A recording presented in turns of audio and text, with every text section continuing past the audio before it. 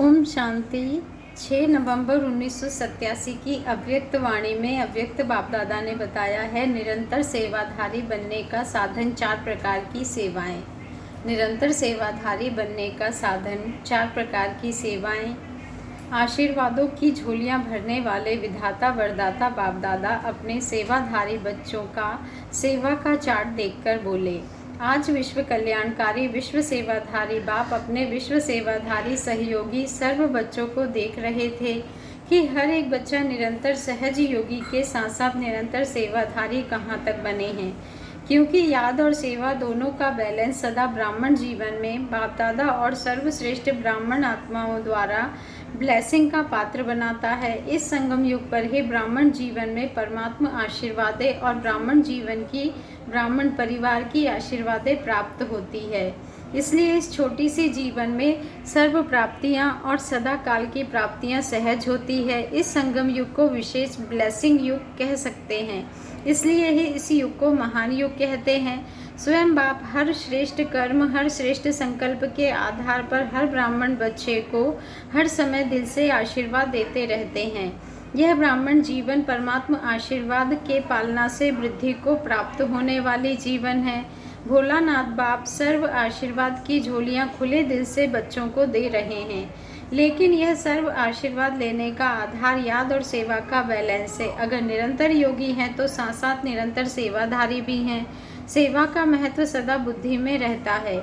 कई बच्चे समझते हैं सेवा का जब चांस मिलता है, वह कोई साधन व समय जब मिलता है तभी सेवा करते हैं, लेकिन बाप दादा जैसे याद निरंतर सहज अनुभव कराते हैं, वैसे सेवा भी निरंतर और सहज हो सकती है। तो आज बाप दादा सेवाधारी बच्चों की सेवा का चार्ट देख रहा था। जब तक निरंतर सेवाधारी नहीं बने तब तक सदा की आशीर्वाद के अनुभवी नहीं बन सकते। जैसे समय प्रमाण सेवा के चांस प्रमाण प्रोग्राम प्रमाण सेवा करते हो, उस समय सेवा के फलस्वरूप बाप की परिवार की आशीर्वाद व सफलता प्राप्त करते हो, लेकिन सदा काल के लिए नहीं। इसलिए कभी आशीर्वाद के कारण सहज स्व व सेवा में उन्नति अनुभव करते हो और कभी मेहनत के बाद सफलता अनुभव करते हो, क्योंकि निरंतर याद और सेवा का बैलेंस नहीं है। निरंतर सेवाधारी कैसे बन सकते? आज उस सेवा का महत्व सुना रहे हैं। सारे दिन में भिन्न भिन्न प्रकार से सेवा कर सकते हो। इसमें एक है स्व की सेवा, अर्थात स्व के ऊपर संपन्न और संपूर्ण बनने का सदा अटेंशन रखना। आपके इस पढ़ाई के जो मुख्य सब्जेक्ट हैं उन सब में अपने को पास विद ऑनर बनाना है। इसमें ज्ञान स्वरूप, याद स्वरूप, धारणा स्वरूप सब में संपन्न बनना है। यह स्वसेवा सदा बुद्धि में रहे। यह स्वसेवा स्वतः ही आपके संपन्न स्वरूप द्वारा सेवा कराती रहती है, लेकिन इसकी विधि है अटेंशन और चेकिंग। स्व की चेकिंग करनी है, दूसरों की नहीं करनी है।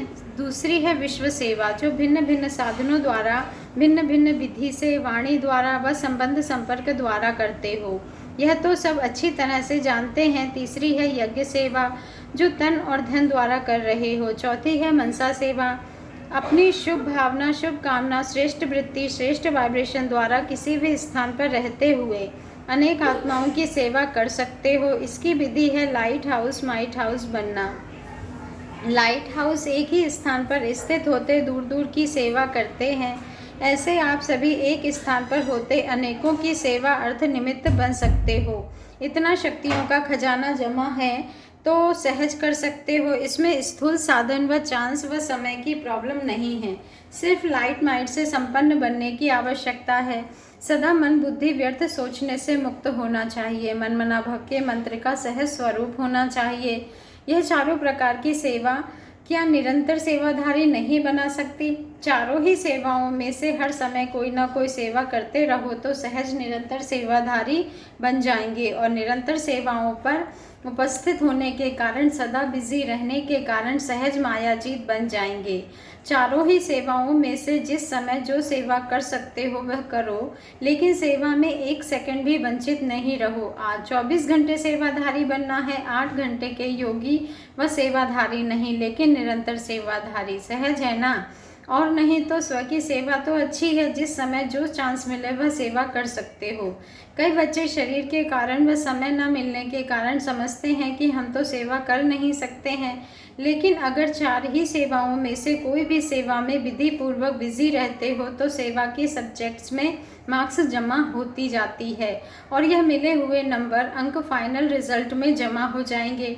जैसे वाणी द्वारा सेवा करने वालों के मार्क्स जमा होते हैं, वैसे यज्ञ सेवा व स्व की सेवा व मनसा सेवा इनका भी इतना ही महत्व है।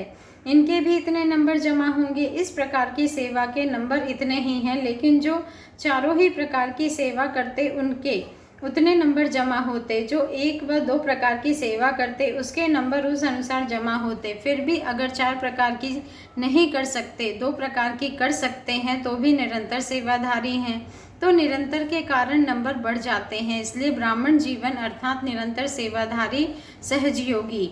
जैसे याद का अटेंशन रखते हो कि निरंतर रहे, सदा याद का लिंक जुटा रहे, वैसे सेवा में भी सदा लिंक जुटा रहे। जैसे याद में भी भिन्न भिन्न स्थिति का अनुभव करते हो, कभी बीज रूप का, कभी फरिश्ता रूप का, कभी मनन का, कभी रूह रिहान का, लेकिन स्थिति भिन्न भिन्न होते भी याद की सब्जेक्ट में निरंतर याद में गिनते हो।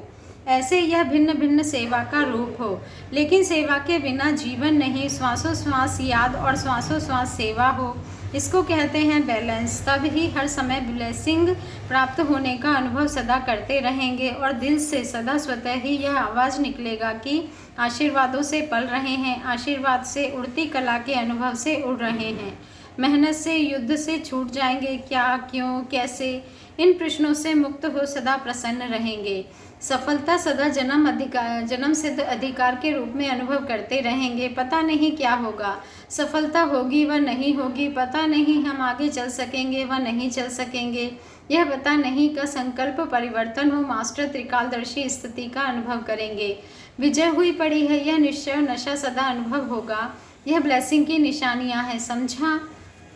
ब्राह्मण जीवन में महान युग में बाप दादा के अधिकारी बन फिर भी मेहनत करनी पड़े। सदा युद्ध की स्थिति में ही जीवन बिताई है। बच्चों के मेहनत की जीवन बाप दादा से देखी नहीं जाती, इसलिए निरंतर योगी, निरंतर सेवाधारी बनो, समझा। अच्छा, पुराने बच्चों की आशा पूरी हो गई है ना।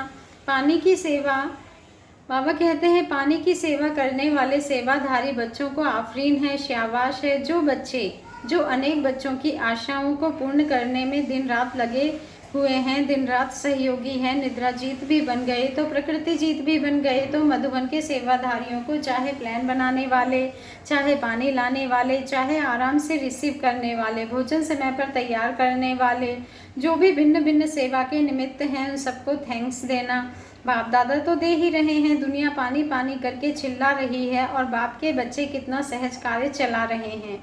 बाप दादा सभी सेवाधारी बच्चों की सेवा देखते रहते हैं। कितना आराम से आप लोगों को मधुबन निवासी निमित्त बन चांस दिला रहे हैं। आप भी सहयोगी बने हो ना, जैसे वह सहयोगी बने हैं तो आपको उस समय फल मिल रहा है, वैसे आप सभी भी हर कार्य में जैसा समय उसी प्रमाण चलते रहेंगे तो आपके सहयोग का फल और ब्राह्मणों को भी मिलता रहेगा। बाप दादा मुस्कुरा रहे थे। सतयुग में दूध की नदियां बहेंगी, लेकिन संगम पर पानी घी तो बन गया ना। घी की नदी नलके में आ रही है, पानी घी बन गया तो अमूल्य हो गया ना। इसी विधि से अनेकों को चांस देते रहेंगे। फिर भी देखो दुनिया में और आप ब्राह्मणों में अंतर है ना। कई स्थानों से फिर भी आप लोगों को बहुत आराम है और अभ्यास भी हो रहा है। इसीलिए राजयुक्त बन हर परिस्थिति में राजी रहने का अभ्यास बढ़ाते चलो। अच्छा, सर्व निरंतर योगी, निरंतर सेवाधारी श्रेष्ठ आत्माओं को, सदा त्रिकालदर्शी बन सफलता के अधिकार को अनुभव करने वाले, सदा प्रसन्नचित संतुष्ट श्रेष्ठ आत्माओं को, हर सेकंड ब्लेसिंग के अनुभव करने वाले बच्चों को विधाता वरदाता बाप दादा का याद प्यार और नमस्ते। और हम रूहानी बच्चों का रूहानी बाप दादा को दिल से याद प्यार, गुड मॉर्निंग और नमस्ते। शुक्रिया बाबा, शुक्रिया। दादी जी से मुलाकात, संकल्प किया और सर्व को श्रेष्ठ संकल्प का फल मिल गया। कितने आशीर्वादों की मालाएं पड़ती हैं। जो निमित्त बनते हैं उन्हों के भी बाप के साथ साथ गुण तो गाते हैं ना। इसलिए तो बाप के साथ बच्चों की भी पूजा होती है, अकेले बाप की नहीं होती। सभी को कितनी खुशी प्राप्त हो रही है। यह आशीर्वादों की मालाएं भक्ति में मालाओं के अधिकारी बनाती है। बाबा ने कहा यह आशीर्वादों की मालाएं ही भक्ति में मालाओं के अधिकारी बनाती है। अच्छा, ओम शांति। शुक्रिया बाबा, शुक्रिया।